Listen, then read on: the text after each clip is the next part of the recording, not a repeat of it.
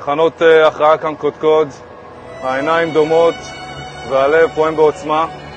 זו לא סוף המלחמה, אבל זו עוד נקודה בדרך.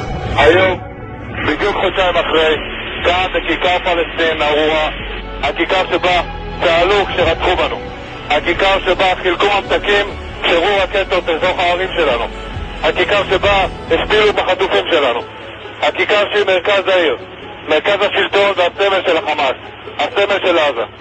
כאן בכיכר ארורה הזו אנו ניצבים בגאווה, בראש מורם ובעוצמה להדליק נר ראשון של חנוכה.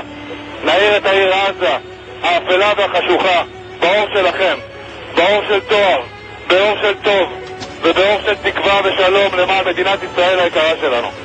תחנות תק"ח 401, גאווה גדולה עבורי לפקד עליכם בחודשיים האחרונים. המשיכו להעיר ולגרש את החושך עד לניצחון. את הנרות ידליקו מ"פים בתק"ח שנפצעו, לא ויתרו וחזרו ללחימה. שומינוב, גולן קריגר ושטראובר, אתם דוגמה עבור כולנו, אנחנו אוהבים אתכם וגאים בכם. לכל מדינת ישראל, חג שמח.